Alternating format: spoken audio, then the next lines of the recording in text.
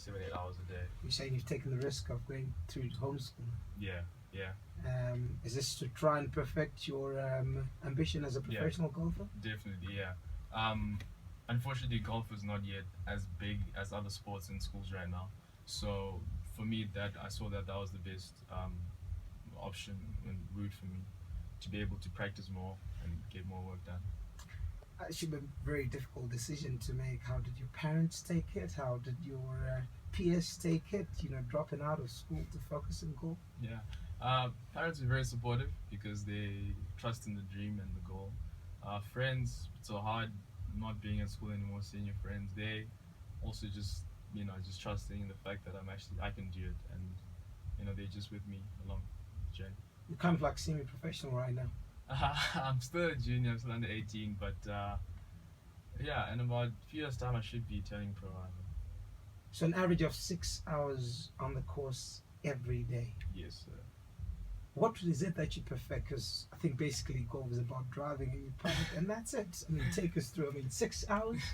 It's okay. So on a Monday, I'll play 18 holes. So I'll go on the course. I'll play 18 holes, which is about 4 hours. Then I'll go and putt and chip, which for about an hour, and then I'll go hit just the general stuff for another hour.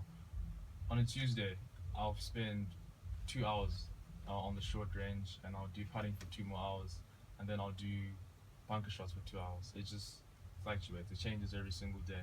The thing is with golf is it's a tough sport because it's not like you practice today and you have it. You can practice today, everything goes perfectly. For the next 2 weeks, it's horrible. You can spend 6 hours and absolutely feel like you've done nothing. So going through that is what makes it. I think it's what makes it tough, is because you have to, no matter how well you're practicing, you just have to keep going through it. If we take a look at the Zimbabwean scenario, you obviously needed a mentor to take you through this setup. Have you had peers, or have you had other seniors who've gone through the same programs, and what have they achieved after that? Yeah, one guy I look up to, Scott Vincent. He's gone through all the ranks. He's played in the PGA Tour, which is like NBA of golf, if you want to put it. So yeah, every time he's back, I ask him as many. I'm sure he gets annoyed with me. I ask him as many questions as I can, and he's gone through all these ranks, and he's played college golf, and he's doing very well for himself. So we have a few guys who have gone before us and have paved the way. You're 15. 16. When you're 16, when Yeah. do you hope to be able to probably make a crack into the college golf and probably onto the PGA as well? Until college golf, I've got 2 more years, 2.5 years. Professional, when I'm about 22, I think. 21, 22, when I get my degree, and yeah, that's when I'm going to be looking to turn pro. It's not an easy decision, it keeps baffling me how a kid can drop out of school and really focus on sport. But what is it that's been coming through from the other guys, who have done well? I know Brendan Grace went through the same process in South Africa. You take a look at some of the other top golfers, but also let's not run away from the fact that probably people coming through from a black background would not really accept a situation like this. I've asked you about the parents, you say they're fine with it, but how about the moral aspect, the cultural aspect? Have you had to deal with that as well? Yeah, definitely. A lot of my friends get it, but a lot of my parents' friends don't get it. They're like, "Oh, Tadiwa left school. Tadiwa left St. John's, is now homeschooled, is gonna pursue golf," and they like, "Oh, this is why this always happens to these people. It's not right. What if you get a knee injury or something and you're out for the rest of your life?" I understand that, but it's worth taking a shot. But yeah, definitely that has probably been the biggest thing.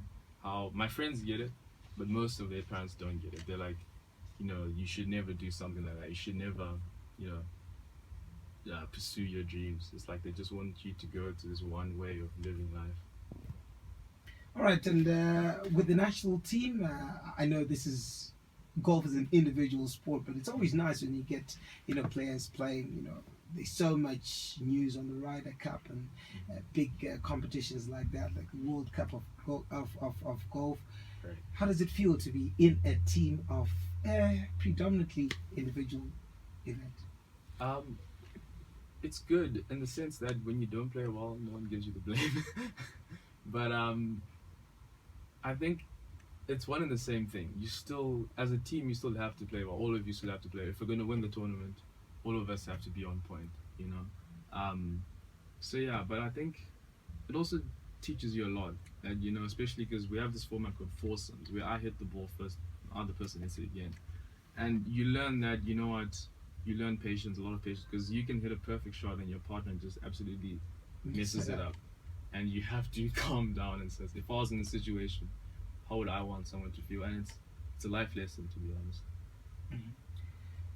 Now go back to your friends. You obviously have friends on the golf course, friends outside golf. How do you link the two? It's a hard balance, but I think most of my friends now are found on the course and at my the youth group I attend. That's where most of my friends. I don't really have enough time to go out to parties and you know enjoy that type of lifestyle because I feel like I've got a limited amount of time to achieve what I want to achieve, and I know what I want to achieve. So there's no point in me wasting time doing other things. Yeah, I remember Cara Blake was from my age group when she started this, doing homeschooling. Everybody was like, "What's happening?" But I think it was mainly to do with a lot of tournaments that she had to play. I know you've been engaged in some of the big tournaments and done a lot of traveling. Can you take us through that as well? Yeah. So I've last year in December I was in the United States, played a tournament called the Doral Publics, probably one of the biggest tournaments I've ever played in my whole life. It was about 700 kids from all around the world, just you know, stuck there and trying to play golf. And first time I didn't do really well. In fact, I didn't do well at all. But just I enjoyed the experience. I learned a lot from it. And then from there, I went on to play the Pars, which is in Orlando, Florida, and I played quite well in that. Through that, I got an invitation to play in June at the Pepsi Golf Challenge, Junior Challenge, and I won my division. Finished 8th in the main tournament, but I won my division. So yeah, that was pretty good, and I've obviously been around South Africa and all around there. Trophies you played locally in your age group and also in South Africa? So locally we have just the juniors every 3 months that we play, and I play a few amateur tournaments when I can. But yeah, just local juniors that we play. We've got some really good players. Some guys are in America right now playing.